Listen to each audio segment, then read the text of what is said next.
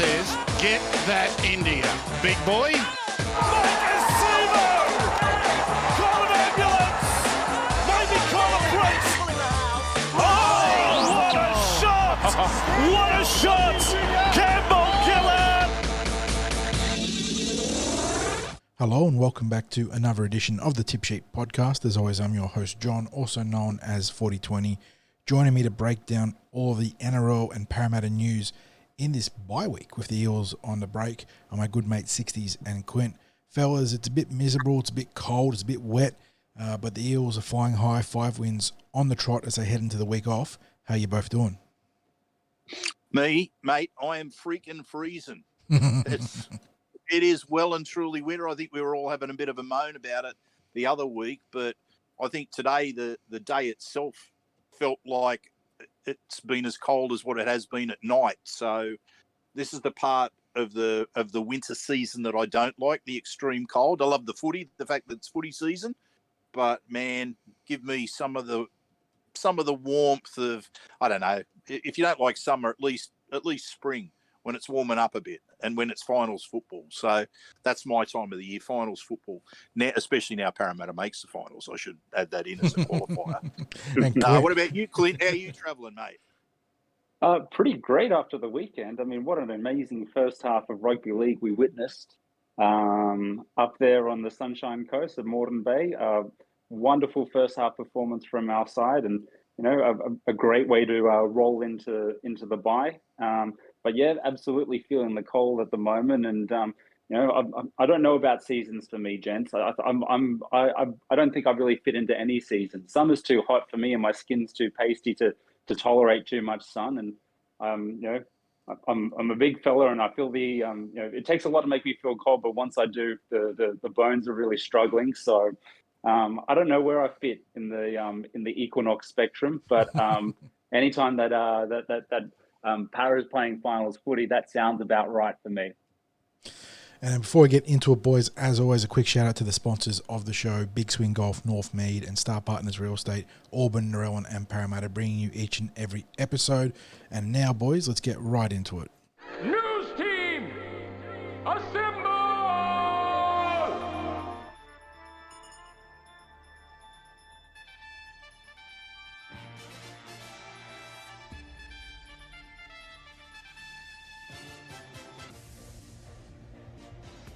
Well, fellas, of course, the biggest news today, and it especially relates to the Parramatta Eels, is the news surrounding Dylan Brown. In court proceedings today, he's pleaded guilty to 2 counts of sexual touching without consent. For that, he's been sentenced to an 18-month community corrections order. And we are yet to find out what's going to happen as far as his rugby league playing suspension is concerned, because the stand-down orders have now concluded, but there is now a process to go through. So just to run through that process, the NRL will now decide on the breach that they will issue. So anyone that's expecting maybe a quick resolution of this, as I said, there's that process to go through. So there'll be a breach notice. Those breach notices generally have something like a 5-day period for the player, the club to respond to.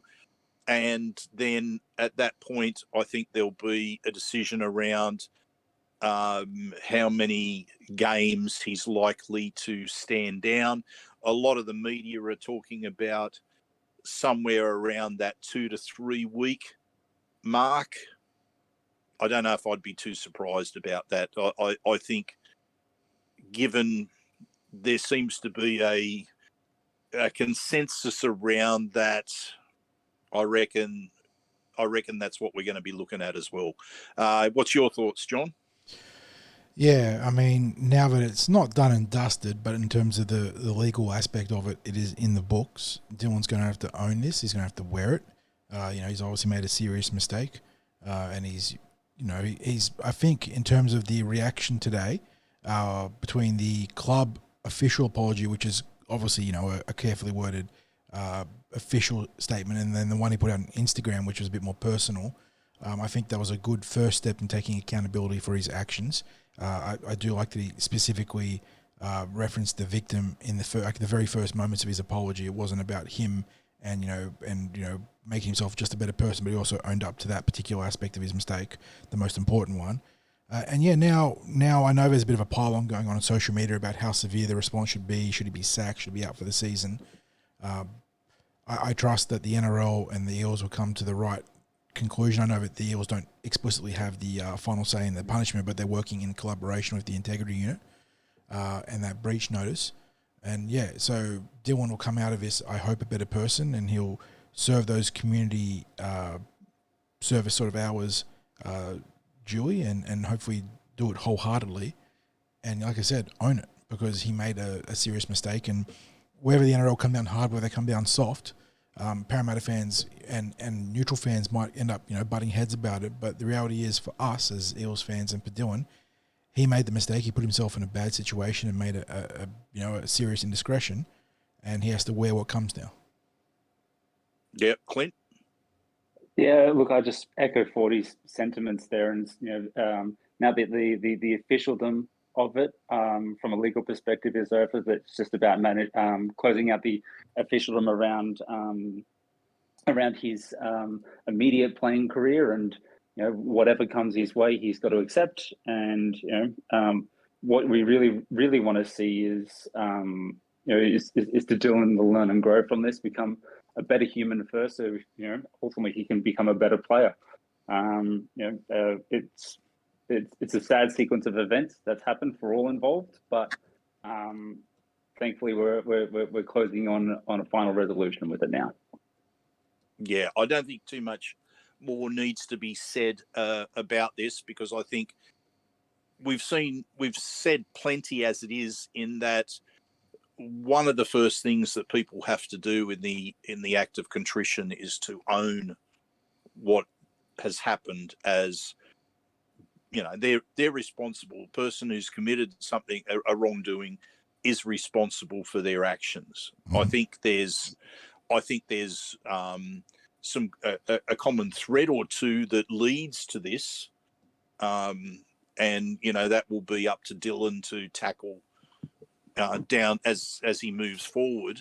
But in terms of Dylan and the club and the NRL, when you're talking about someone of his age, you'd like to think that for everything that he has stood for in the past and the various work that he's done, that it's a case of there's plenty that he can do in a positive way in the future.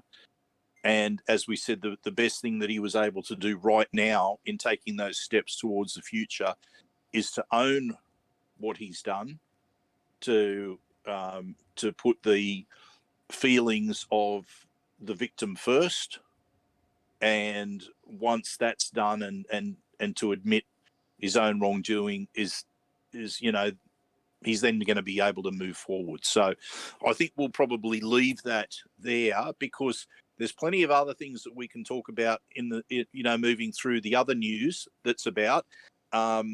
We know what's going to happen in terms of how he's replaced, because I think when the news first broke, the big talking point from our perspective was who takes his spot in the team. And we've had Daejarn Asi has proven to be a success in that 5'8" role, and even in the halfback role in the week where Mitch Moses was out. And that leads us into the other news that broke after our news podcast last week, which was the 4 Eels contract extensions, including the Asi man himself, Daejarn Asi. Clint, I'll throw it over to you just to talk us through those extensions. Yeah, AKA Colonel Mustard was one of the 4 extensions announced last week by the club.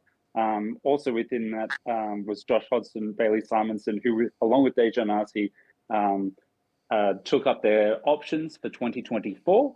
And we saw the extension on top of that of Matt Doorey to the end of 2025, which I think was a renegotiated contract. I believe the initial deal he had was a 1 year with an option, and that's now been extended out for the 2 years instead. So some really, really great bit of business there. All of those players add their own unique value to the club. And they're all guys who have played some level of first grade this season and added value at different points as well. Particularly pleased, and I think if we talk over probably the last 6 to 8 weeks, in particular around Bailey Simonsson, who really has found a home at centre. I know there's a lot of mixed feelings around Josh Hodgson at the year to date, I should say, but gents, personally, I'm quite happy to see him continue along. I think he's adding great value, and a player of his experience and knowledge is only going to continue to help the other guys within the system. We've seen the emergence of Daejarn Asi in recent weeks, and he's looking very comfortable in the top grade so far.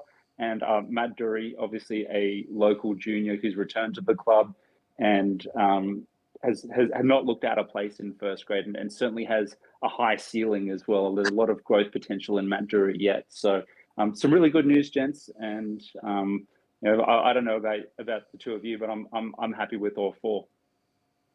Yeah, and just with regard to Josh Hodgson, here, just talking to different people around the club and the high opinion that they have of his character as far as what he brings to the squad in match preparation and mentoring of players, that side of things.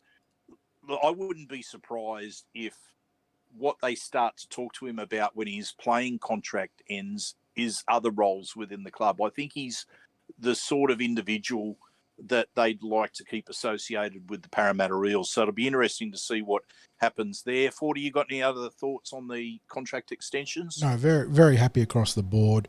I suppose the big surprise for me was Daejarn opting into his option. It's always a hot halves market, and given that he'd shown some serious playmaking chops in his handful of games recently, I wouldn't have been surprised to see another club that's sort of struggling for halves pounce. But once again, it's a validation of indication of the systems that Brad Arthur, Mark O'Neill, and the entire coaching and support staff have in place here, that these players are choosing to opt in and back themselves to be an Eel, even if it's just for 12 months more. So very, very happy there. And yeah, Asi's developing really nicely and has been a great safety blanket for the Eels in a time where, after letting Jake Arthur go, we could have been in a lot of trouble. Well, one of the interesting things, and I guess this is why we weren't exactly sure what was going to transpire when Dylan Brown was stood down and the choice was going to have to be made about who came into the 5'8" position, was that the club's official player squad listing has Daejarn listed as a centre. And watching him during the pre-season, he literally trained in every position in the back line. He was out there on the wing. He was at centre. He was in the halves. He was at fullback. I mean, he literally played every position during the preseason. So I had no idea what they were going to do with him. In fact, the closest thing that I could suggest was that he reminded me a little bit of Hayes Perham's role at the Eels in the previous seasons, where Perham was basically a troubleshooter, not just for the couple of appearances in first grade, but he was all over the place in the New South Wales Cup team as well. So, look, guess that brings us now to the contracts that aren't done as yet. And we had an article today about Bryce Cartwright suggesting that there were no contract offers on the table from the Parramatta Eels, and that rival clubs were circling with great interest around what's happening there. I am pretty sure you'll find that there are negotiations that have been going down between Bryce's management and the Parramatta Eels. Whether it's got down to a final figure with a contract offer, I don't know whether it's the semantics around that was the basis of the newspaper column today, but I'm pretty sure that the Eels are very keen for him to stay. And I know from talking to Bryce that Bryce doesn't want to play anywhere else. 40, your thoughts? Well, if there weren't clubs sniffing around Bryce Cartwright this year, I'd be asking what the hell are the other 16 NRL clubs doing? Bryce is having a career season. We speak about him almost every game, boys. So fundamentally sound this year, playing great baseline football, but with that added flourish of Bryce Cartwright, supreme touch, especially as we saw in the game against the Dolphins. So no surprise that he's attracting interest, but it'd take a very good offer, I think, to pry him away from Parramatta. He has found his home here. He's embraced. I mean, you can see he's very well liked by the playing group. He is very tight with all the core players there. They love him. He loves it here, and yeah, he's played by far and away his best football in the blue and gold. So I imagine that it's a matter of time before it gets done. And you know, like I said, if he gets that golden offer from somewhere else, that's a credit to himself for the football he's playing. Yeah, Clint. I think it speaks volumes. You know, you're touching on it there around Daejarn Asi taking up his player option there, 40. But it speaks volumes of the culture that exists here at the club right now, and you know the fact that Bryce has brought out his best football, and he's not only in great form, but seems to be really settled in his life. At least that's what's being communicated through his form. Prior to joining us, I think Daejarn Asi played something like 15 NRL games, maybe somewhere between 15 and 20. In his 3 NRL games for the Eels, he's won more games with us than he has across his whole career. We've got him taking up that player option. We've got Bryce, who has vocally said he doesn't want to be anywhere else. And in pre-game pressers, or should I say the weekly presser going into the match round, has expressed on multiple occasions his desire to be at the club and that this is his home. You know, I think his form and the re-signing news that we touched on earlier is really suggestive of a team environment facilitated by the coaches, facilitated by the administrators and the club officials that everyone wants to be a part of, and that can only be healthy for us, and that can only be healthy for the team's performance. So I also think it'll only be a matter of time before it's done, but if it'd have to be a pretty damn good offer for him not to be continuing with us next year, I would think.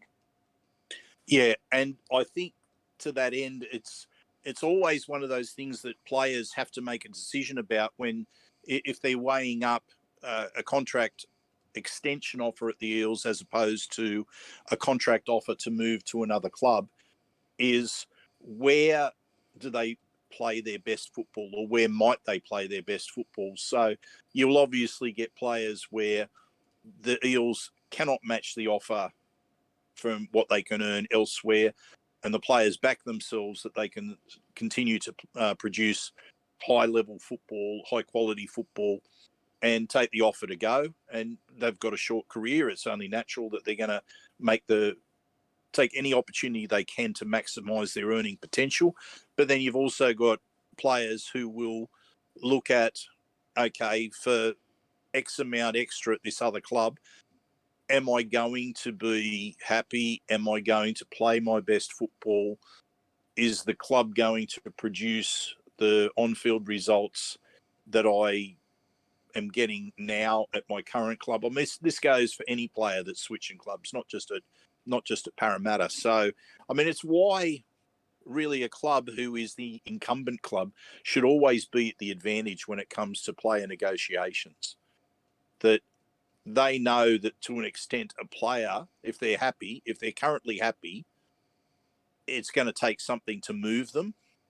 And in this instance, look, I'm confident that Cardi will stay, but rugby league's also taught me not to. Yeah, the Eels aren't expect the unexpected. They are infallible in that regard. As we saw last year, we lost Zaya Papali, and that one really hurt. But I do trust that they're going to get it right far more than they get it wrong. And in this case, I do think that it'd take something pretty special to pry Bryce away from the Eels. He has been an outstanding fit since buying into what Brad Alpha's sold to him, and he is now just an outstanding regular fixture in our first grade team. And it's really hard to imagine this team without him, which is kind of crazy if you go back 18, 24 months. Yeah, absolutely. Now, just moving on, we're only 3 weeks away from the NRLW season launching, and that's really, well, I won't say that it's suddenly sprung upon us, but the fact that it's only 3 weeks away is, I guess maybe it wasn't at the forefront of a lot of people's minds, but we've been waiting for this to happen. We've been preparing for this to happen. We've got a new contributor to TCT, Kai Ferreira, who will be doing our match previews for the NRLW season when it launches. He's already put out that post out there on the Eels roster. So if you haven't had a chance to read that up to this point, make sure you go back, have a look at our content in the archives, and go back to last month and have a bit of a look at Kai's contribution there. But we did only just recently finalise the squad. The Eels announced that Kim Hunt was the last full squad signing, and then on top of that, we also had some of the development squad players that were announced, just to confirm that. So we had Tanika Toddhunter, we had Chloe Jackson, Lindsay Tui, and Talara Bamblett. Now, of course, Lindsay and Talara are well known to TCT followers, especially those that like to follow our junior reps, having been part of the Eels' Tasha Gale's side this year and last year, as well as when it came to Talara. John, I'll throw to you first. Any comments about the finalisation of the roster there for the Eels NRLW team? I mean, sort of as of last year, there's a lot of unknown about this team. There's going to be a lot of discovery in the first few rounds. Thankfully, we've got that 10-round competition now to get to know them a bit better. But on the surface, while the Eels haven't necessarily recruited the highest level of star power, and they've still got some good players, don't get me wrong, in Rachel Pearson and Elsie Albert joining the likes of Kennedy Charrington, they didn't get necessarily all the sort of high-profile stars like Cronulla and the Roosters in particular.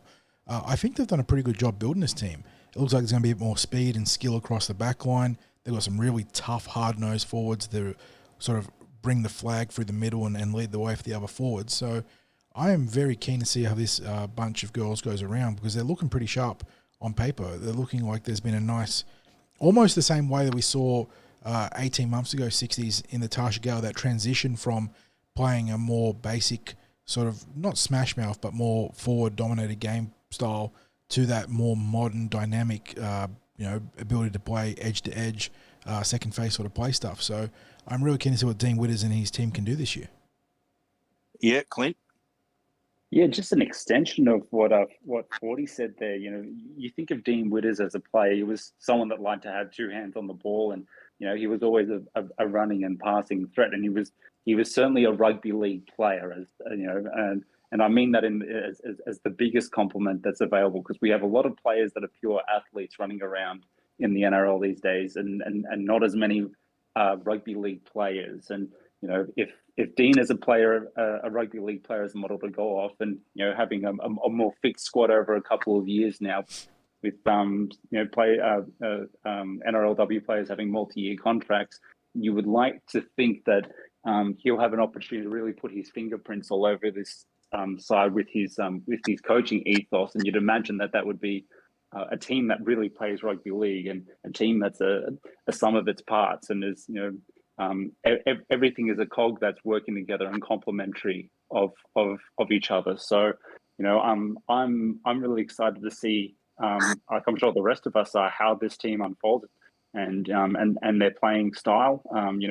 We've got some really good key cogs for the both in the forwards and Pearson as the halfback, and we looks like we've got some, although unknown players to many of us, but those that look like they've got really good rugby league pedigree. So I'm looking forward to seeing a rugby league team play rugby league, as funny as that sounds. Yeah, and I think the key thing here is, well, there's two. Because of the introduction of the four new franchises, and also the new player agreement with the NRLW, you've got a longer preseason. So I think it was 8 weeks from memory this preseason. And of course, then that goes into a longer season where you've got 9 regular rounds before the finals. So in that time, the teams are going to be able to have a better opportunity to find their identity, the type of football that they want to play. When you've got a competition that is only going for 5 regular rounds, by the time you get to finals football, there's teams who are maybe just starting to find their form, and it's maybe too late. They just haven't had the opportunity to build into the season. Now, we were lucky last year. We won our only game in the last in the round final of the round. season. Yep. And then that led into the confidence and led to the surprise victory over the Roosters in the final. And because it was, what was it? It was 1 versus 4 in the final series, wasn't it? 2 versus 3, Yep. and then the grand final. I mean, Yep.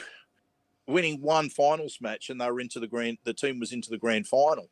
Now, it was that star power that you spoke about before, John. That probably was what there was a bit more star power in the Newcastle team, and not to play down what the Eels had to offer last year, but they were really just starting to find their feet at that point in the season. They'll get more of a chance to do that. All teams will get more of a chance to do it.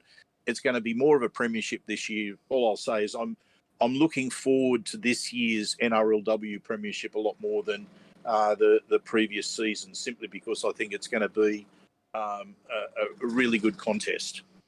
Now, just following on for the last bit of Eels news, and being a bye week, that Eels news is actually the Jersey Flegg Team List Tuesday, because, John, when you were writing your Team List Tuesday this week, that's all you were writing about, with the bye for the New South Wales Cup and NRL. Yeah, big bye So box. what's the big takes this week for the Flegg team? I mean, we see more of that SG Ball takeover, really. 1, 6, 7 and 9, all part of that SG Ball premiership team this year. It's obviously a credit to that team and the talent pool there that they've come into this Flegg team and been able to secure those spots. And on top of that, you've got Richard Penasini, or the players there, sorry, Upper Tweedle, Josh Wynn, Ethan Sanders, and Matthew Arthur. But then you've got Richard Penasini, Charlie Geimer. I know that Saxon Pryke isn't there this week, but you also got Sam Tuivati, Lance Lima. I'm not sure what Araz Namva's age is, 60s, because I know he wasn't part of the SG Ball team, but he played SG Ball for the... Well, there you go. He played SG Ball for the Dragons this year. This year. So it must be... I believe he's 19. Yeah. But I could be wrong. And he's actually a para local, but was in the Dragon system. Yeah. He wasn't graded by the Parramatta Eels. I was playing at Rouse Hill. I am near certain that he was playing in the same Rouse Hill team as Woods Arthur.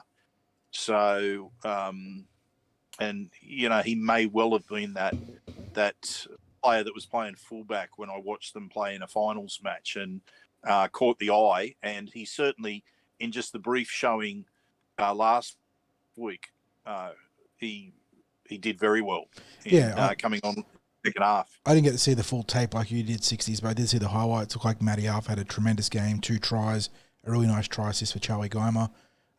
Looks like it was, I don't know if Nick Glenaz or someone else played some relief dummy half, or if he was entrusted with the full 70 minutes there. But it was Paddy Spence. Paddy Spence, and now Paddy Spence is 18th man this week, so with Lenars at lock forward, he could be the relief option there at dummy half later in the game. But given that he's starting, they're clearly entrusting young Woods with plenty of responsibilities here, and he's stepping up to the plate. And yeah, I mean, big breakthrough win last week. Cronulla Sharks, always a quality outfit in the juniors, let alone the Jersey Flegg, where they were sitting third coming into that game last week. And that 22-12, 22-10, 22-12, I think it was, victory. 22-12, yeah. In an away fixture, going over to Shark Park or PointsBet, whatever they call it these days, tremendous way to snap that 4 or 5 game losing streak and maybe, just maybe, set the ship right heading towards the back end of the season. Well, in fact, Paddy Spence came on and was playing lock with Woods playing at dummy half, and then he was ducking into dummy half as well. Look, it was a really high quality game. I think from memory, Matty might have gone off for the final minutes of the game. But yeah, anyway, it was a real high quality game of football. It was indicative of two teams that were finalists, except the fact that due to the results that the Eels have had this year, they're going to have to do a lot of work and maybe have some things go their way for them to play finals football. But the quality was right up there in this match, and it really didn't change too much throughout the contest. And quality attack and defence was the feature. You've already mentioned, you've seen the highlights with the tries that were scored, but I can tell you that the standard was pretty good all the way through. And I think for as long as Craig Brennan is able to select Ethan Sanders at halfback, they are going to give each match a really good shake, and that's not meant as being casting aspersions on other people that have played halfback in there. It's just that Ethan, we expect to be someone who will play NRL, and there is competition for his signature now by a number of clubs, because you just don't find halfbacks around the place. What's going to eventuate there, we don't know. But yes, he is a quality halfback.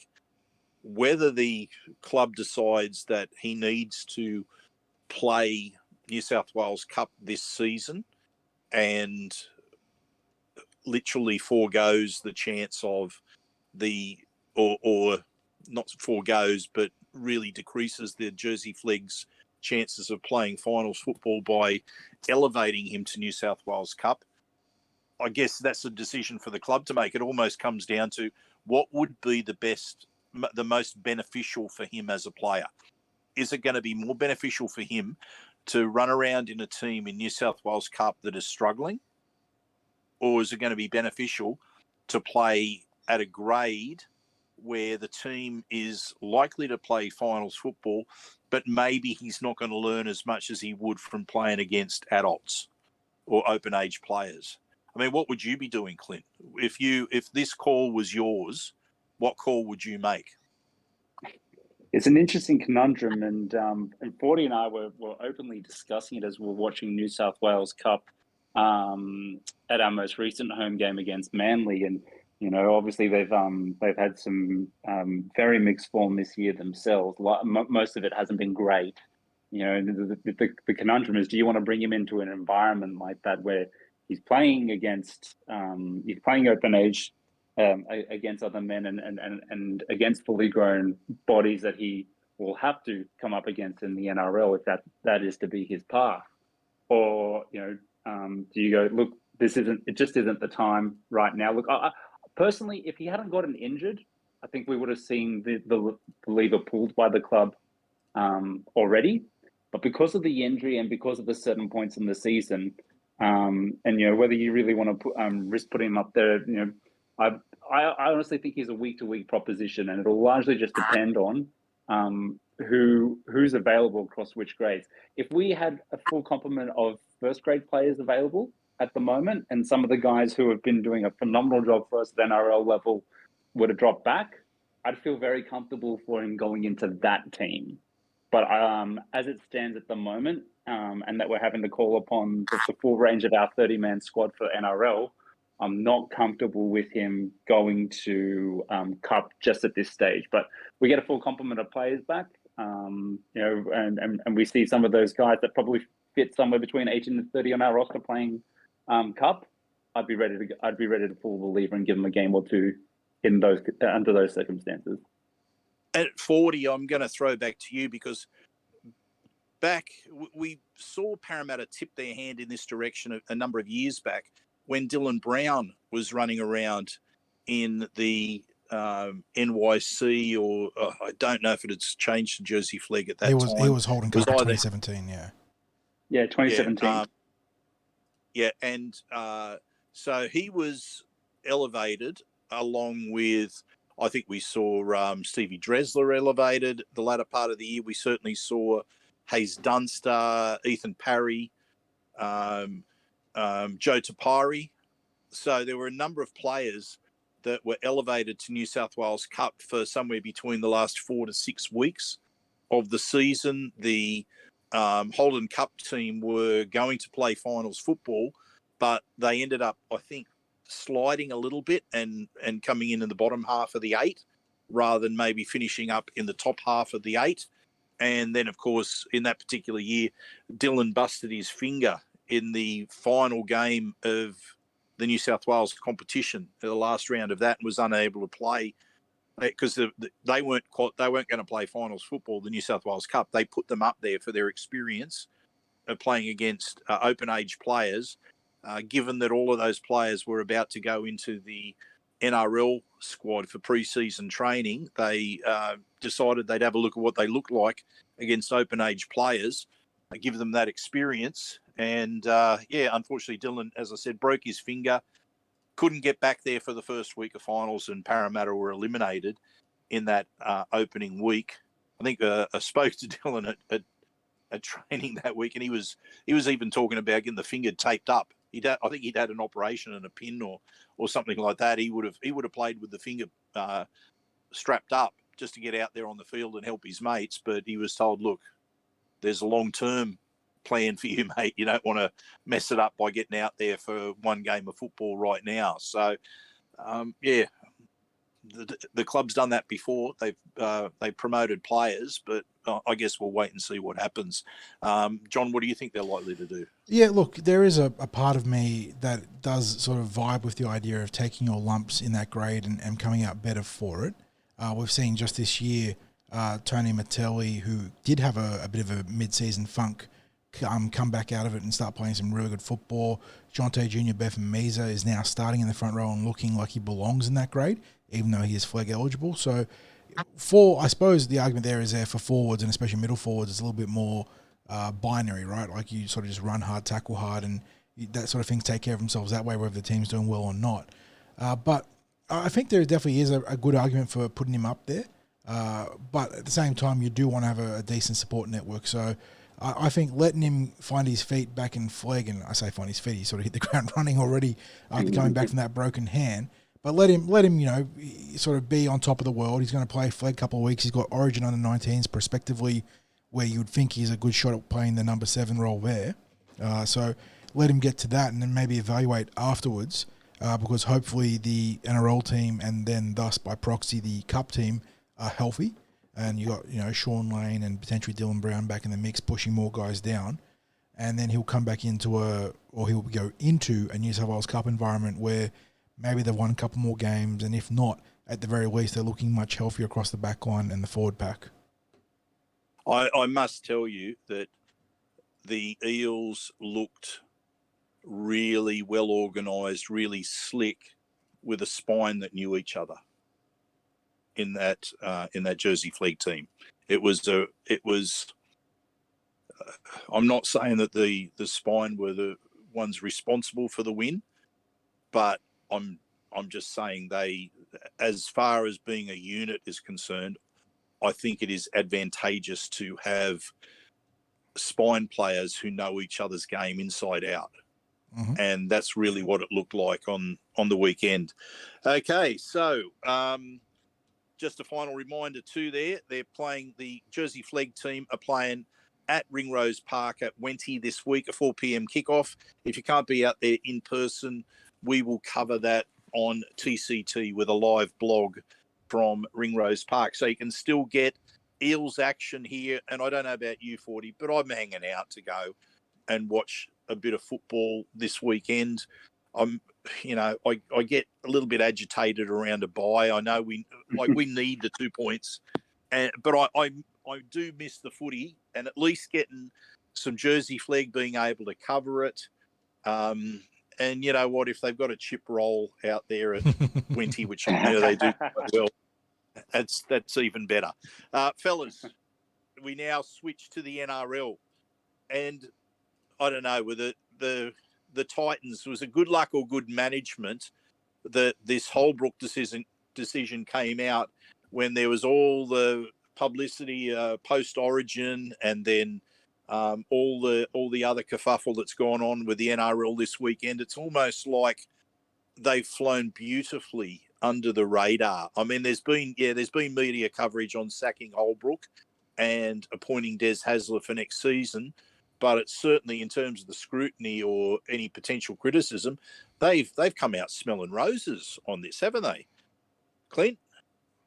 Yeah, look, I don't think the decision itself is surprising, but the timing and the manner in which the information was revealed certainly was, because it kind of felt a little bit left field. And there's probably a myriad of factors that contributed to that. You've already touched on some of those there, Sixties, but the other's probably the form of the Broncos this year, sucking up a lot of the Southeast Queensland limelight, along with the Dolphins, who have joined in. The Titans have sort of just been going about their business, and they've been in okay form this year. I mean, they beat us away up there in Magic Round earlier this year as well. So, yeah, look, if it's you could definitely argue that there's it could be either one of good luck or good management in this situation. But the fact of the matter is they've been able to secure themselves a premiership winning coach, and their roster is building relatively nicely. They got a lot of their younger guys that are sort of in that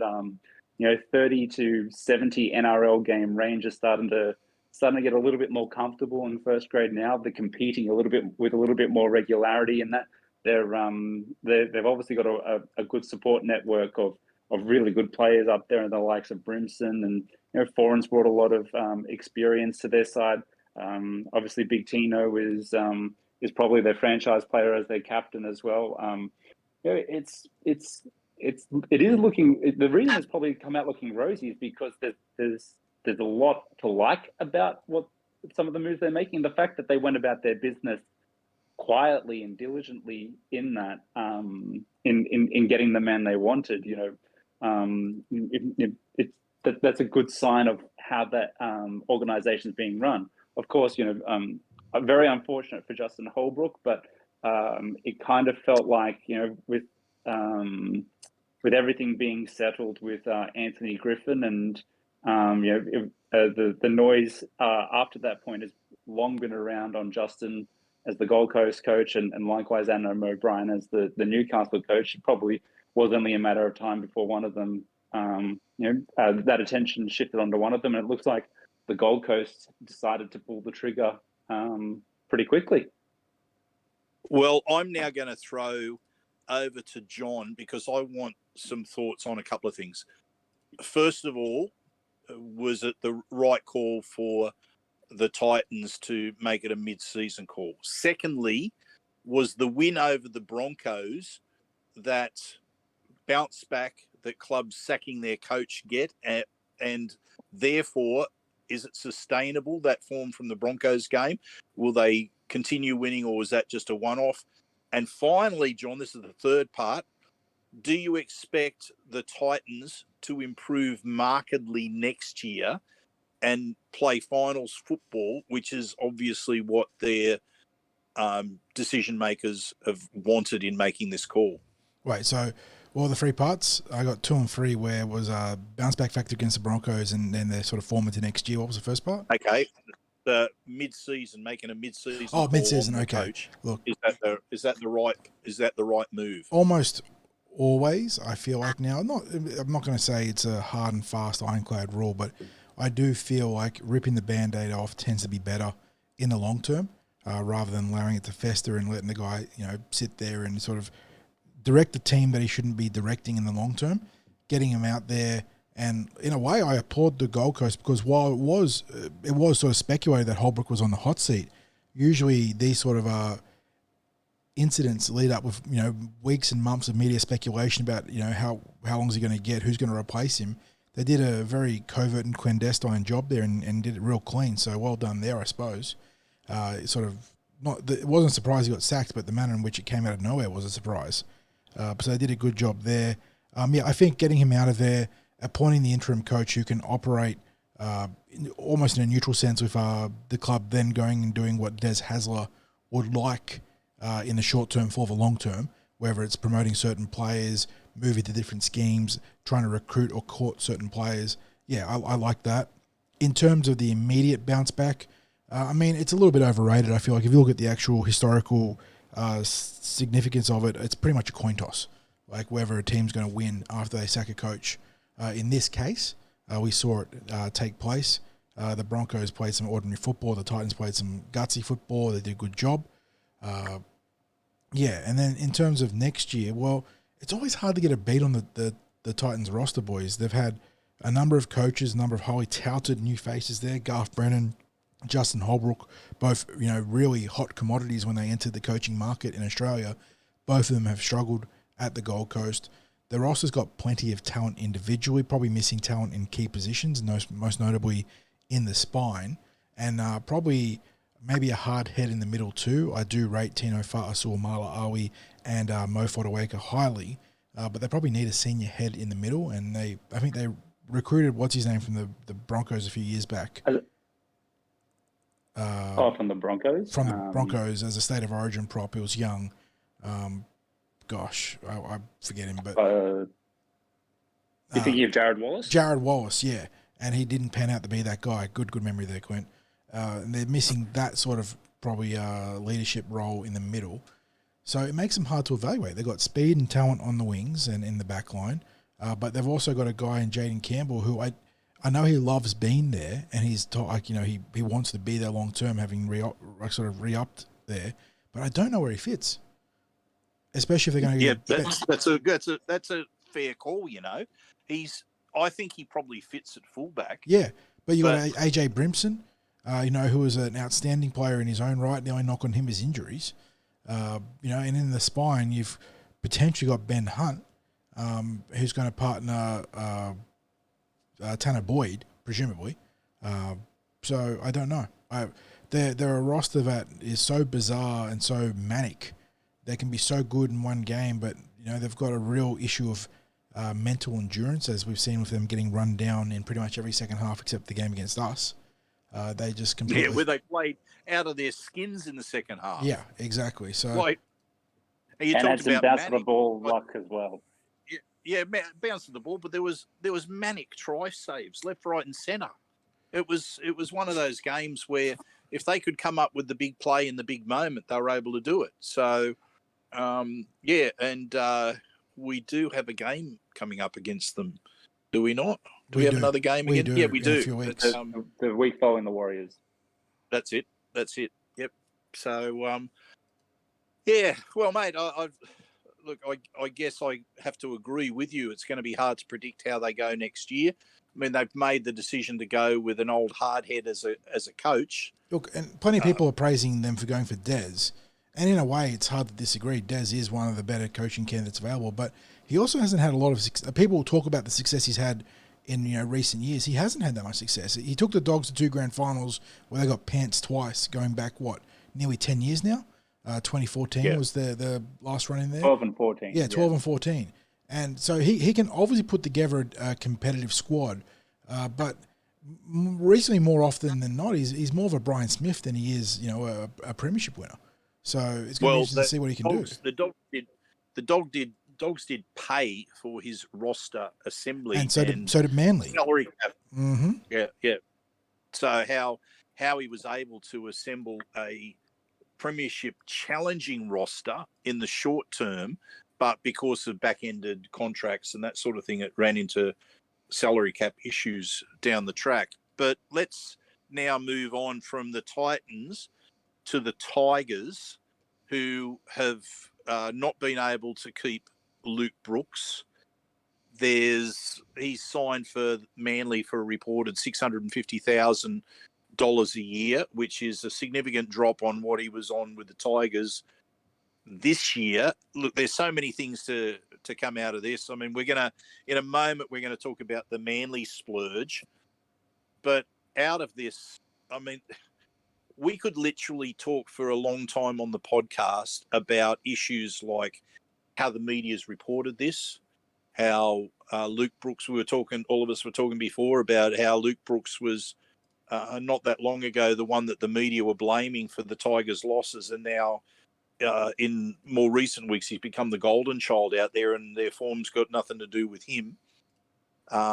You're talking about the rumours that are floating around about the Tigers with regard to issues around Benji Marshall and Scott Fulton and not seeing eye to eye.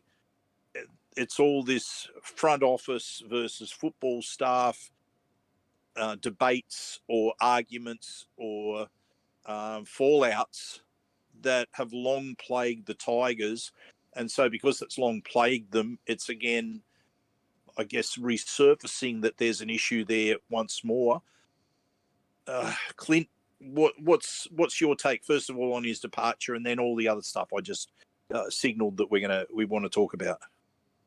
Well, first off, I want to acknowledge that congratulations and well done to Luke Brooks. I think this is a fantastic move for his career, and I think getting away from the West Tigers organization and removing himself from a position where the responsibility of organizing and having to be that playmaker for, and particularly for a much maligned club like the West Tigers are now, for some of the reasons you just touched on there, Sixties. I think he's given himself the best opportunity he can to succeed by making this decision and going to partner Daly Cherry Evans in the halves. He gets to play second fiddle to one of the best in the competition, the current Queensland captain.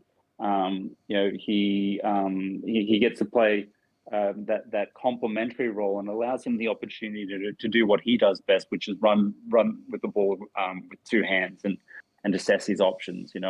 I think he's given. I'm not saying that that necessarily means he's going to succeed and be a world beater over there, but he's given himself the best opportunity to. And that wouldn't have been an easy decision because he's been a lifelong player at that club in his career to date. So there'd be a lot of emotional ties, and he'd have a lot of roots grounded within that club.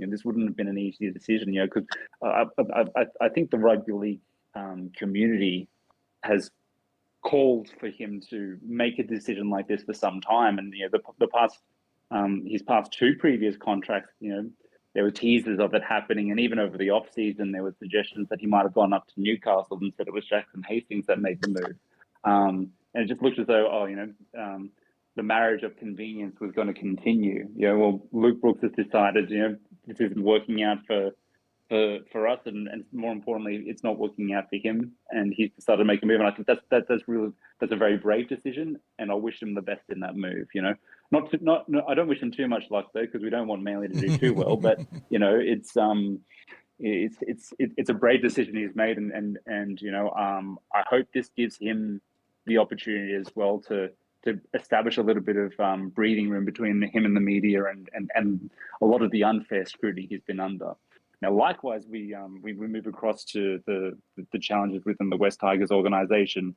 It's never good when you're regardless of truth. And let's just note as well that there's a lot of airtime that's given to rugby league, and a lot of journalists out there that need content to fill their spaces. So you always take everything that you hear when there's rumblings of things with a grain of salt and a healthy dose of skepticism, and you just acknowledge until any other supporting facts reveal themselves. Because up until that point, it's speculation. But there's been a recurring smell around the Tigers for quite some time now, and it's not good when the club's hierarchy hires an external. Was it head of football that Fulton is, or is it head of recruitment that Fulton? Yeah, he's head of taken over there. Yeah. They do that without the consultation of the current football staff. When they previously made the decision that this is our 5-year succession plan for the coaching staff, those decisions should be made hand in hand, and everyone should be not only across the process, but I'm not a key part of leadership as opposed to advocacy is that that these people can work alongside each other, with reports suggesting that they can't. And on top of the other news that the other pieces of information that just seem to dribble out of there every couple of weeks, it doesn't paint a very enticing picture for other players. And now they've got to replace Luke Brooks in that type of environment. And if you're a halfback, you might be desperate to play first grade, but do you really want to take on the opportunity of playing for the West Tigers when you see the way that Luke Brooks has been treated the better part of the last 4 or 5 years? And then on top of that, whether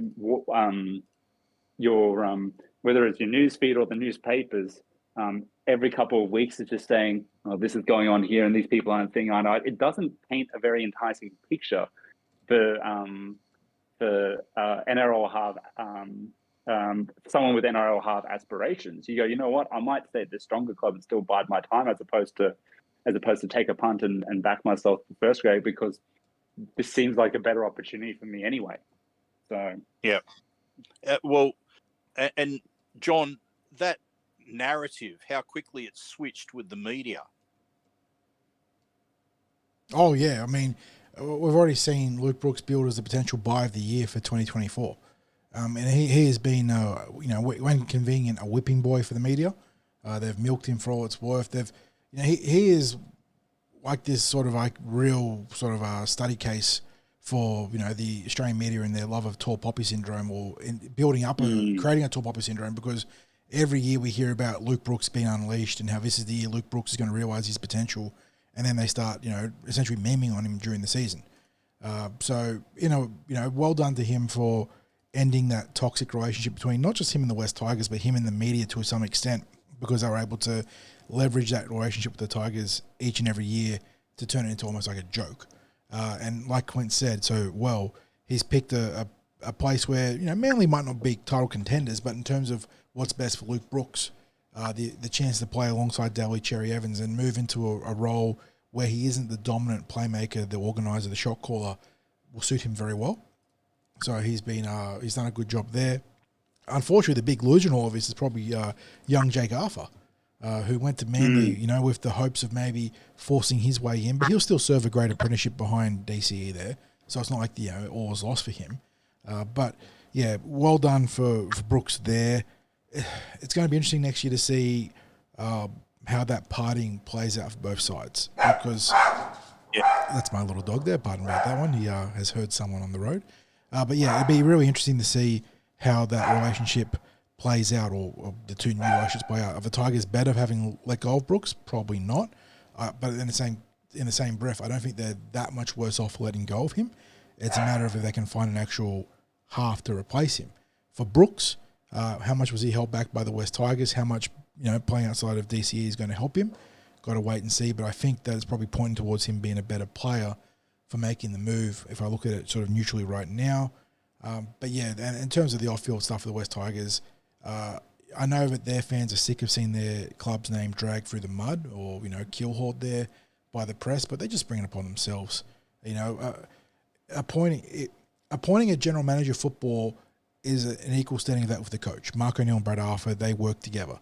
The recruitment manager needs to be vetted by the general manager of football and the coach. He is below them. He works in conjunction with them, but in the vision that those two carry out. So when you go behind the back of Tim Sheens, your general manager of football, whatever his equivalent title is, and who is also your head coach, and Benji, who is the head coach in waiting, and yes, he is serving his apprenticeship now, but it is important to gauge his voice and vision in these things. You're just asking to create division. And yeah, so maybe Scott Fulton's going to be great for the Tigers, but the process of getting him there, I can certainly see why it's left the football operation side of things a bit sour. And yeah, the fact that they've had to come out and try and stamp out the fires today in the press sort of speaks to the fact that there is actual fires there in general. So yeah, not a great look for the West Tigers, and they just keep doing it to themselves. I think just to weigh in before we talk about the Manly scenario, because we're touched on the recruitment that's going on there, is if I'm a West Tigers supporter, I'm going to have to be patient, because them turning things around is still, I think, years away. Where I think they're going to have to go from here is they'll be doing their best to hang on to some of the better players that they have on their roster, and I'm talking about recruits like Isaiah Papali'i and Api Coruscant. And I mean, who knows, like Appy might be far closer to the end of his career than he is to the start of it, and who knows how long he's going to keep playing for. But what we do know about the West Tigers is that certainly through the West Magpies side of things, they've got some talented youngsters coming through. And we've seen them in action in the junior reps. And they're probably going to be better off to look to develop those youngsters, hang on to those youngsters, develop them as well as they can, and then get out in the market and sell the future. Because as things stand right now, there is not too much, apart from maybe a checkbook, that would sell the West Tigers to any prospective player. Certainly not to a quality recruit, because you're talking about a club where they're constantly in the media for infighting and bickering. They're not producing on the field. They've got a coach in transition. They play out of 3 different grounds, and their HQ is nowhere near their geographical centre of the club. It's a strange setup that exists at the West Tigers. And I think, it's going to take some years before they start to see a turnaround. I think they can turn it around, but the more they keep stuffing up, I think they have to make changes at their HQ before they start. And there's always that famous Jack Gibson quote that comes in here, right? That winning starts in the front office. And until that, I mean, we saw it at Parramatta. We always talk about this in the podcast. We, as fans of the blue and gold, know better than almost anyone else in this competition how bad it can get off the field when you've got a dysfunctional front office. And it took literally the state government's Olga body stepping in to clean us out, and constitutional reform that we helped facilitate as well. With the extraordinary general meeting that we had to put together. Things are bad in the front office. Things are going to be bad on the field. So until the West Tigers can clean that up, they're going to be also rans, and it sucks for them. And yes, it's fun for us to make the odd joke about it, but I do feel bad for them because we've been there, and it is shit. So until they get that boardroom, that front office, running in lockstep with the football operations in the right manner, they're going to struggle. Yeah, absolutely. Now, we've just touched on with Luke Brooks going to Manly, but they've been absolutely splurging on recruits and also extensions.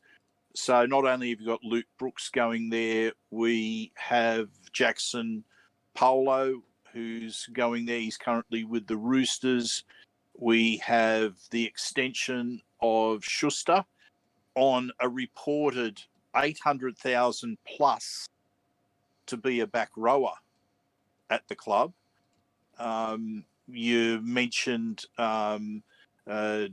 Daly Cherry Evans, and his contract, I believe, drops a little bit on these next 2 years, but he's still just under $1 million. You've got the money that's spent on the Turbo brothers. It's in a small number of players, they've got a whopping part of their salary cap. So what happens?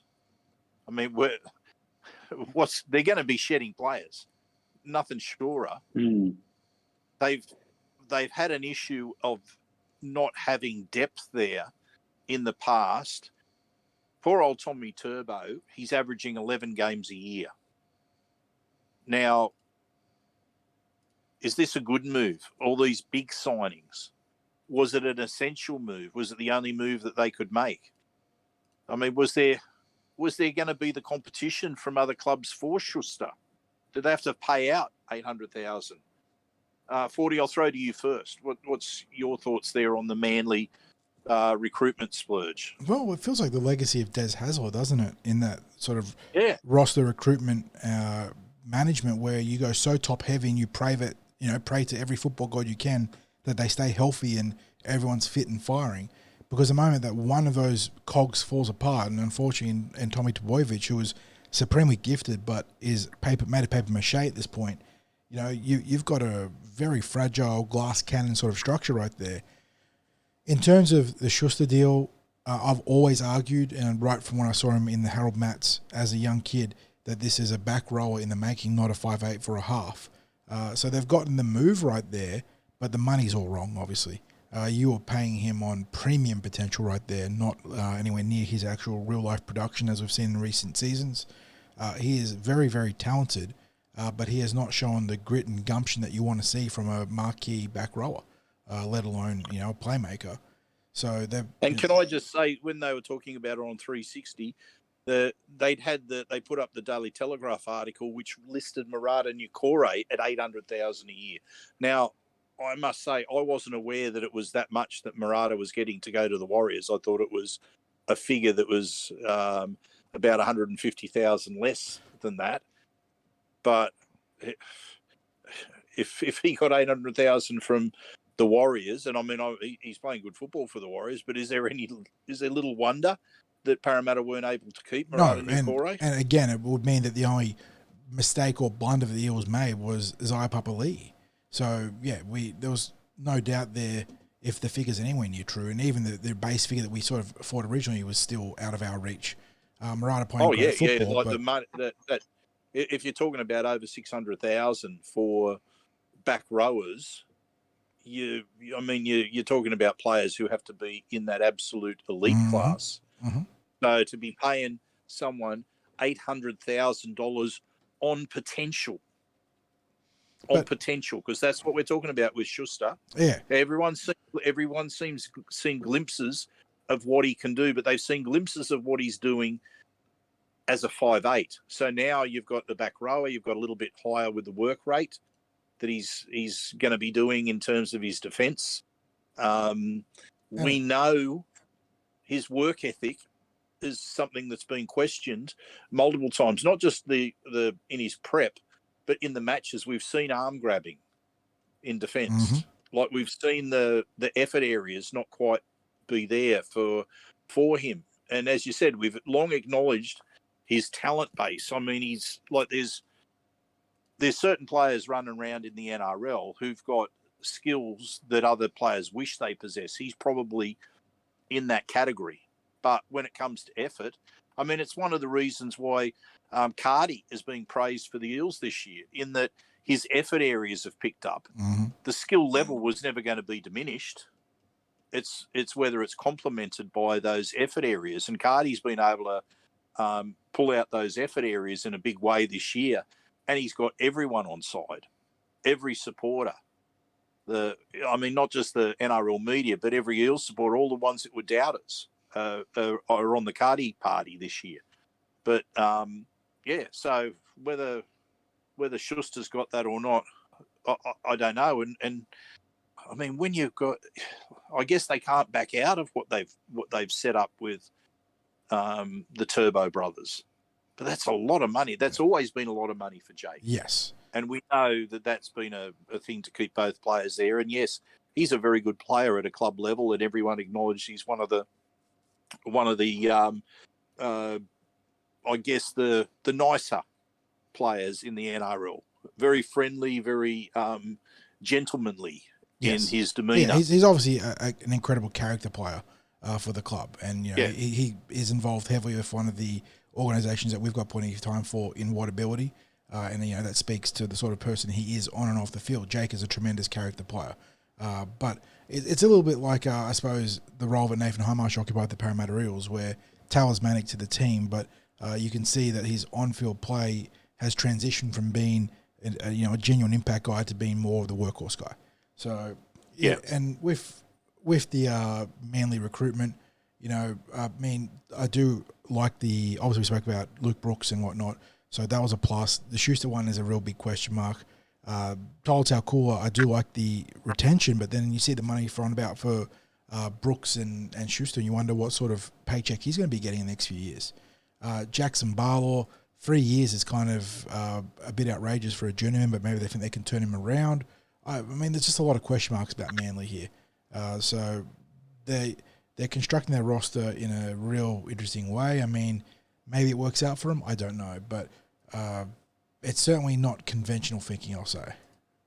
Yeah, and just you mentioned before with Jake Arthur, I think it was signalled by the statements made by the coach when he was first signed on that they see him as a back rower. Prospectively, yes, as a half now, but converting to the back row, which is something we've also discussed on the podcast. So, it's not all doom and gloom for Jake. It's just that in terms of the short term, he's going to be blocked as a playmaker at Manly. Yeah, and I basically I think what that's going to do is it's going to hasten his development as a forward. Mm-hmm. And as far as I'm concerned, that actually will be to his benefit because someone like him, he probably could have got a start at West Tigers or a couple of other clubs. And I know he had offers that came in from other clubs in the past. He ended up taking this Manly offer that came up. I don't think it was sold to him as being a half, in all honesty. And as I said, the Seabold statement when he was first recruited, he just went straight into talking about him as a forward, and I thought, well, there you go. He's mapping it out already. And I know Jake always had ambitions to be a halfback, and it took the pressure off having his father make that decision, didn't it? And going to another club, and another club makes the call on him. Not too dissimilar to Ryan Madison, who had strong convictions that he was a halfback, left Parramatta because he couldn't get a spot in the halves, went to the route, and he was apparently sort of coached or indicated that he should transition to the back row. Went to the Roosters, got a similar message, and made the transition and became a rep level back rower because of it. So, I'm not saying that Jake's going to be a state of origin caliber back rower, but he has the chance now, without the pressure of being under his father, to make that transition. Okay, Clint, I'm going to get you. I asked 40 to make a call about the Titans before. I'm going to ask you to make a call on the Manly Seagulls next year. Do they make finals football? Well, with the benefit of the information that we have now and no other movements or changes between now and then, it's hard to see that they do. You guys touched on before about how dependent they are on the fitness of a series of players who just don't seem to be able to stay on the field for 20 or more games each year. It makes it really challenging when they're the top earners and the biggest movers and shakers in your side. When I saw the initial announcement around the 4 players that they'd signed in Brooks-Vale, Tommy Talau, and then the extension of Cooler, I thought, look, that's a tidy bit of business. And then all of the goodwill that they had generated from that, they ruined within less than 24 hours by announcing Josh Hodgson being extended for 3 more years, supposedly on that money, which to me, he's exactly the type of archetype of player that they don't need in their side. He is surplus to requirements in the makeup of that squad and actually hinders it. We touched on the amount of money that's being invested on potential. Could you imagine that money being used to get a couple of other hardworking back rowers who they can absolutely depend on defensively to have that 93, 94, 95% tackle efficiency and making 10 to 14 hit ups per game, making somewhere between 110 to 140 meters. That's exactly what they need in that side, just to help create that little bit of balance across their roster. And what necessitated them offering him $850K. I can't imagine that there was someone else out there offering him $800K. Were they competing against themselves for his signature? Like, seriously, I mean, I know that Scott Fulton obviously is a fan of his, but the Tigers evidently were at loggerheads about whether to recruit him or not because Benji wasn't pro for it. So, And maybe they've indirectly pulled a fast one on Manly by doing that. It's a happy accident. But he's now stuck on their roster at that contract value, or supposedly at that contract value, I should say. But like to me, he's not even worth half that at this point. It should be a heavily if they got this plan for him to be a back row and to be someone that really adds value. And he's come out and said, "I'd like to be captain of Manly and play state of origin." You're not even a first grade back row at the moment, Josh. I'm sorry to say that, and that's not because of your talent. Your talent-wise, and at the peak of your game, you are a great player. But in terms of that consistency in those effort areas that you guys are talking about, you need a bit more. And I've got a really good friend of mine. Shout out to Jimbo. I know he'll be listening.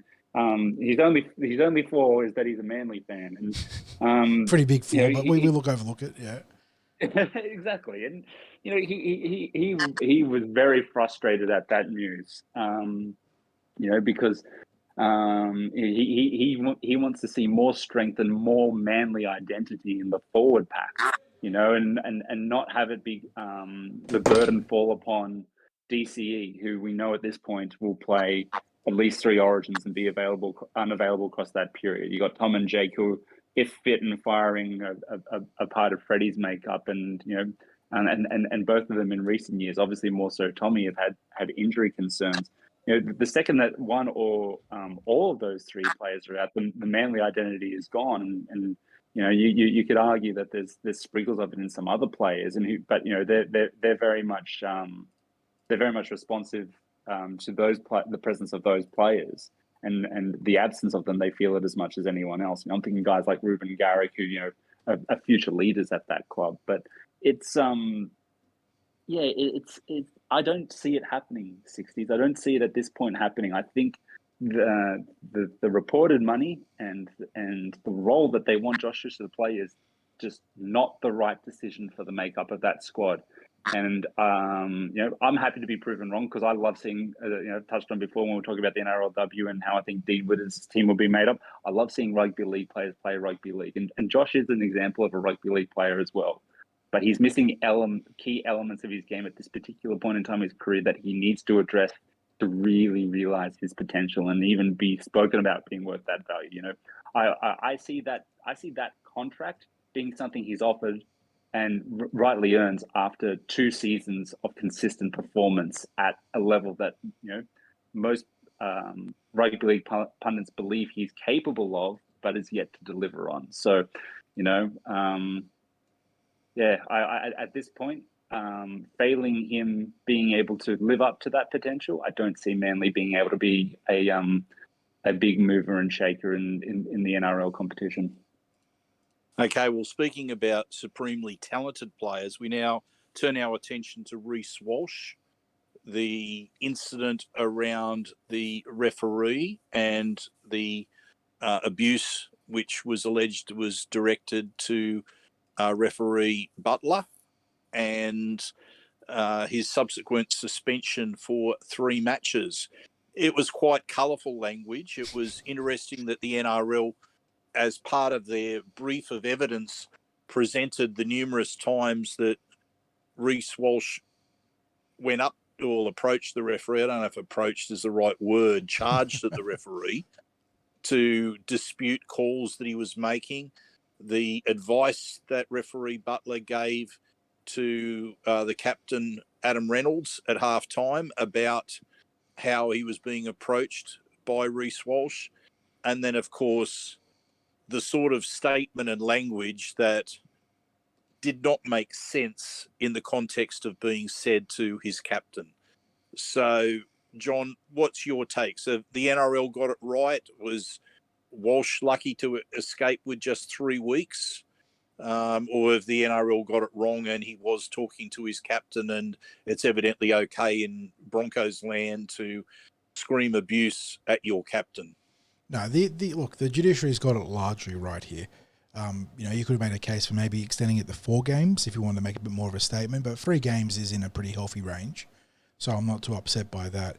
I mean, the whole scenario was kind of comical in the end. I mean, the NRL clearly sort of come prepared for this, because the cross-examination of the players that were called in for witnesses, both testimonial and character for Walsh, which I think was Dave Hafida, Tino Fasu, Malawi, and Patrick Carrigan, was almost like Hollywood comedy sort of stuff, where they on cross sort of admitted that they'd had breakfast this morning, had a coffee, to sort of try to get their stories all straightened up and sort of together.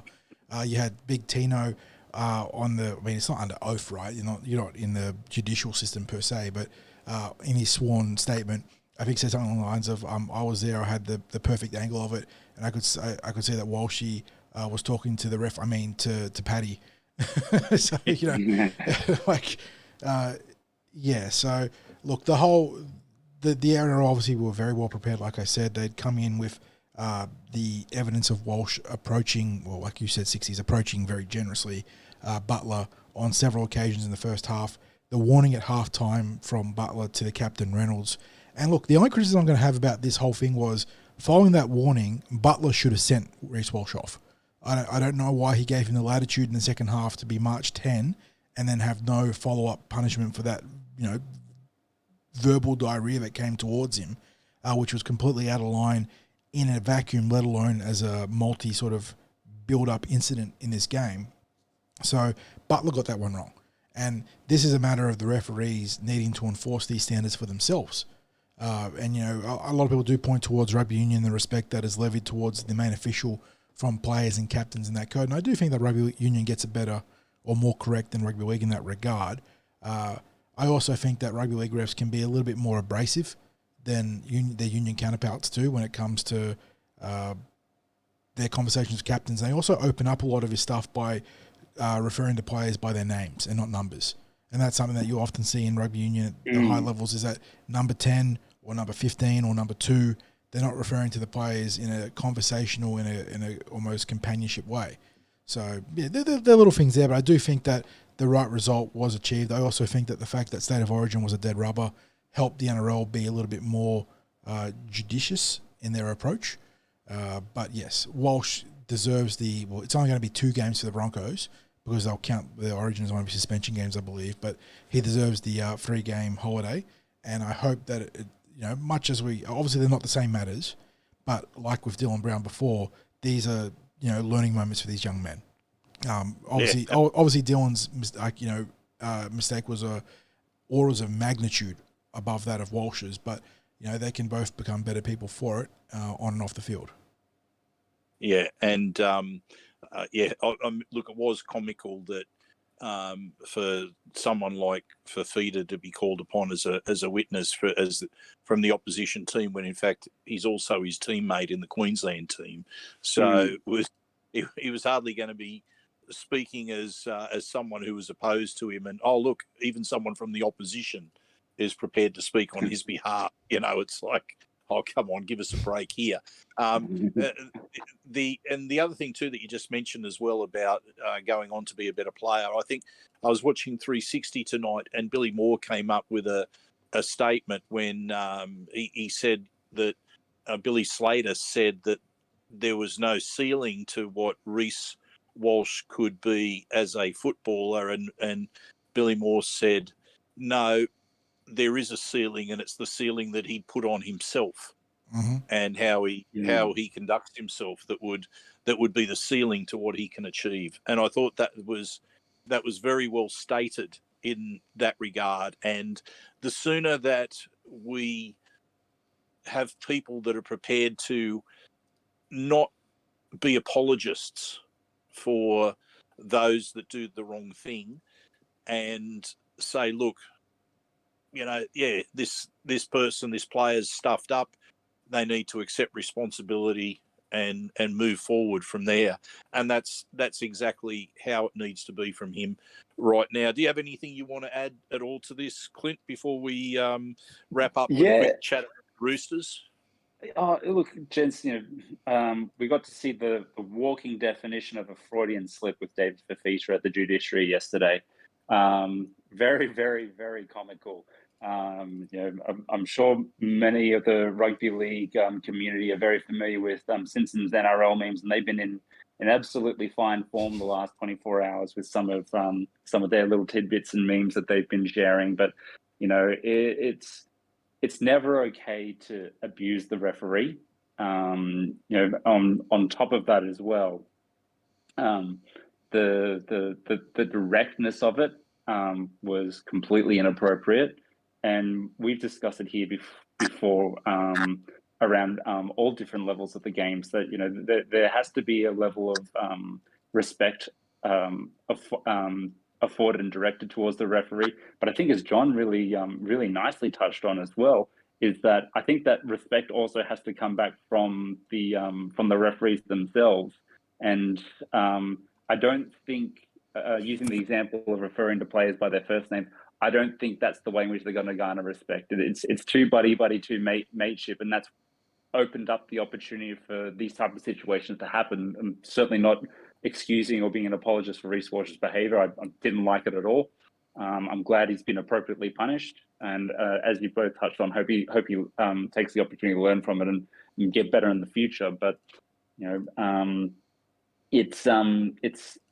I think from the NRL's perspective, part of the way in which they manage this moving forward is perhaps adopting that rugby union style of addressing players by the numbers, and really enforcing the only player that can come and speak to the referee is the nominated captain. Instant 10 meters, like instant 10 meters. If a non-captain approaches a referee, first offense 10 meters, then you can even consider sin binning. Maybe you can make an argument for like there needs to be a minor sin bin, then like a 5-minute sin bin or something like that. 5 in the bin. And I think it's given the where the game was at. It was a high-profile player that was being played at Suncorp. I think there was a bit of pressure to not dismiss him from the field at that point in the game. That can be the only route, because he'd given him every cause. Yeah, he didn't want to decide the result and have that be, inverted commas. He didn't want to decide the result and have that be something that's a talking point throughout the rest of the next week. Not too dissimilar to the hip drop that happened when we played the Broncos, that ended up in the injury to Regan Campbell-Gillard, and we were hot on the return at that point. It was a decision that could have potentially swung the result. We've seen in regular round games, particularly since what happened with the penalty situation last year up at North Queensland between the Cowboys and the Tigers, that the officials are very hesitant to do anything when there's a sense that it might swing the result. They want to allow the opportunity for it to unfold without that level of scrutiny. And speaking of hip drop tackles, I'm confused again as to what is a hip drop tackle after the weekend. In that same game, I mean, I love him as a player, and it wasn't like it was malicious, but Paddy Carrigan, by definition, executed a hip drop tackle. And we're like, okay, it's not a hip drop anymore? I don't understand. I think the fact that his body sort of bounced onto the leg rather than landing on the leg, it was almost like, why did the leg end up underneath him? Well, it slid underneath him. I also think he bounced a bit onto the leg, but the action to me looked perfect hip drop execution, and he was lucky that the leg didn't immediately go under his body, like to the point of landing on it. But he still eventually ended up on it, and he got out of it because I think they were saying, well, no, he actually landed on the ground. He didn't land on the player. Yeah, but the foot ended up under him. Like the lower leg ended up under him. But, I'm stunned as well. Just now, finally moving on, fellas, last thing I wanted to touch on, and I just want to have like a very brief editorial on this, and if you want to come in with any comments, then please do. But tonight on 360, they were talking about the Roosters, and there'd been an article by Brent Reid about the players being off the coach, the players being off each other. We've probably all seen some of the texts that are doing the rounds with Roosters rumours at the moment, and issues within the club and certain players and that sort of thing. And this is the sort of thing that gets around about clubs. More often than not, it's completely fabricated. Someone's made something up, and next thing this text message goes around, and it gets inevitably into the hands of journos, because journos like to troll social media accounts and pick up rumours and reasons for maybe a club's form being down. But whilst I think the Roosters aren't the same team as what they used to be, losing a few games mid-season isn't anything unusual in the NRL. Like the mid-season slump there's a term for it for a reason. It's like that term, mid-season slump. It's been there. We've experienced it as Eels supporters. We've experienced mid-season slumps. Plenty of clubs have experienced mid-season slumps. What matters is where the club is by the end of the year. And whilst, as I said, I think the Roosters have some issues around what their roster looks like and what players are producing. I think talks of internal squabbles and things like that is the stuff of fabrication. And if you're a Roosters supporter out there, just as if you're a supporter of the Eels or whatever club you support, don't pay too much attention to rumours. Don't give them too much credence, because rumours are generally made to fit a scenario, and they get listeners to them as a rumour because they seem to offer a reason for something happening, but they're made up to fit the situation, and that's why it looks like it makes sense.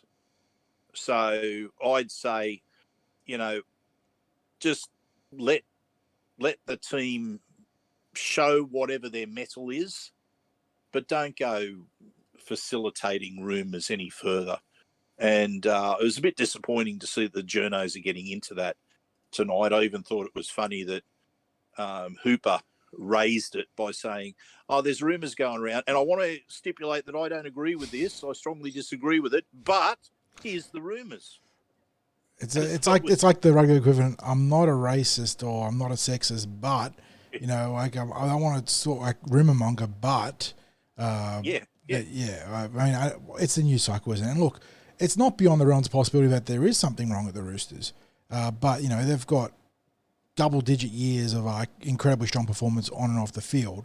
Certainly, they deserve some benefit of the doubt when it comes to common sense with this sort of thing. So, if there is something wrong there in the state of the tricolours, then I'm sure it'll come to light. But yeah, right now, like you're saying, Sixties, a dip of form could be very much being sort of left upon as an opportunity to milk some headlines. Yeah, absolutely. And it's, I mean, like literally, I could say, I could make the accusation about myself that I'm raising it about the Roosters rumours. So I'm being no different to what's happened on 360 tonight. But I just want to make the case that this sort of stuff, you hear it so often. Anyone that's got some sort of involvement with rugby league social media, you'll get rumours sent to you all the time. And I get hammered with rumours, left, right, and centre, and most of the time I laugh it off. I mean, because a lot of it is Eels stuff, and it'll be stuff that I know is completely fabricated and untrue, because they'll be telling me things that are going on, and it'll be the opposite of what I'm actually watching. I'll be told someone's going to be playing in this position, someone's going to be playing in this position, or these people aren't talking to each other, or what have you, and it's just ridiculous, right? But people try and send you this sort of stuff, and for the most part, the people that send it on, they're not the ones that start the rumor. They're just hearing it, or it gets sent to them, and it's what happens these days. People text message rumors to each other, and these things get a life of their own. And like, it might start off with someone sending it to someone. "Oh, I've heard that," and then it's like the old rumor game like the old message passing game. Yeah, the players' kids, where it only needs to go to, by the time it gets to the third or fourth person, the message is completely different. Now, in this instance, at some point, someone then puts it into a text message of a particular, and off it goes, and then that gets passed around everyone, and it might have initially come with, "Oh, this is something that I've heard. I don't know how true it is." Next thing, it just gets passed around as being, "This is what's going on." So anyway, let's give as little credence as we can to rumours. Look, I know we all love to hear rumours from time to time, but some of them, they're just ridiculous. Anyway, fellas, I think we've absolutely covered about as much as we possibly can in a podcast where we've managed to maybe come in just under 2 hours. I'm just looking in at the bye clock. week, no less. It's only 1:30. It's only 1:34 in counting. So you got a little bit of leeway there to squeeze still. Well, look, fellas, I think we have covered quite a bit tonight. Thank you for your contributions tonight, as always. thank you to our listeners for tuning in. It's always great to see the numbers of people that are watching us across all the platforms. Now, if you're listening to this on YouTube and you haven't currently subscribed, please make sure that you subscribe to the channel. Or every time we get listens, full listens to the podcast, every time we get subscriptions, it's going to help with what we're trying to build on YouTube. And there's more content that we want to add besides the audio of our podcast. So if you can subscribe, that would be absolutely brilliant. But thank you to everyone that listens across the various platforms. Thank you once again to Big Swing Golf at Northmead and Star Partners Real Estate, Auburn, Narellan and Parramatta, without whom all of this wouldn't be able to happen. And one final thing, fellas, go you Eels.